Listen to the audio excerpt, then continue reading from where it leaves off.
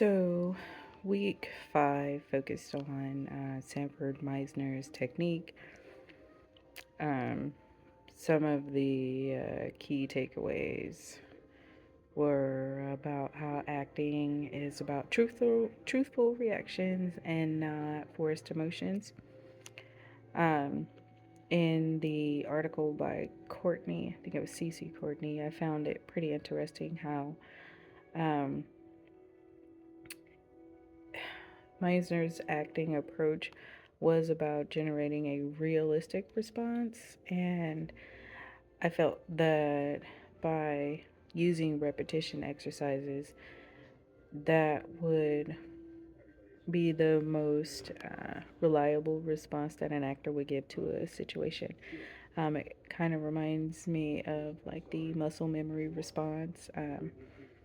A comparison would be how at school we have fire drills and earthquake drills and what is the active shooter drills, and it's like just getting the kids in the motion of when you hear this alarm, get up. This is what you should do. This is how you should react, and making sure to keep them calm.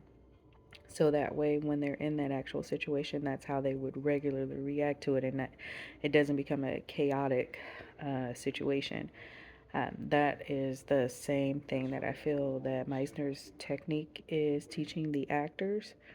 So no matter how the scene is progressing, when given certain stimulus in that scene, their reaction would just come out as normal as possible. Um, One thing he said was being believable in an unbelievable situation. But if you have practiced that and your body knows how to respond, then you would appear to be believable to your audience. Um, so that is one thing. Second was about the emotional preparation. He focused a lot on imagination rather than people's personal memories, like in the Strasberg acting method. So, um, imagination plays a huge part in how you portray any action or reaction and things. And we learned that in the previous week's reading with, I believe it's Adler. So I think emotional preparation really focuses on not just what you would say or what you would do, but how you've done it before in the past. And it's not necessarily the um, I don't know, I don't want to keep saying emotion, but not how you respond, whether you get angry or sad or you're joyful or you're hopeful, but how your body itself would respond. What would that look like without sound if it was inaudible? What would it look like if you could only use your arms and legs? Maybe certain parts of your body, not an entire body.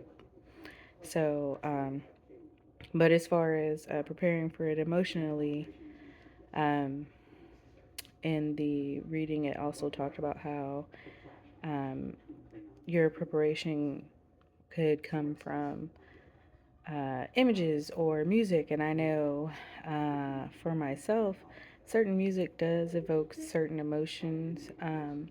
Sometimes you have happy music, sometimes you have sad music. It just depends on what the music has been associated with in your past experiences. So that is a good, I guess you could say, trigger for the actor to portray um, a certain situation or reaction to another actor's prompt. Um, the last thing I want to bring up is the Playhouse. So, in that reading, it didn't really tell you a lot about Playhouse now. It was more along the lines of how it was set up, the 2 year program. And it seems that most of the acting programs that we learned about over the last couple of weeks have all been a 2 year course. One thing was interesting about this was that this Playhouse was not necessarily associated with Meisner in the beginning. He didn't start it, it actually grew out of something else, and then he became a part of it and sort of made it his own. So that was interesting to me there. Um, I guess if I just touch on with the school based uh, insertion of some of these repetition activities, we are preparing for our first musical. Um, I've actually been writing a musical adaptation of A Doll's House, and now that I've gotten everything together, I've been working with the kids using some of the Meisner activities, exercises, as well as the Adler exercises. And I do think they have been very efficient in preparing the kids to respond to just how their character is developing emotionally, fluctuating throughout the show.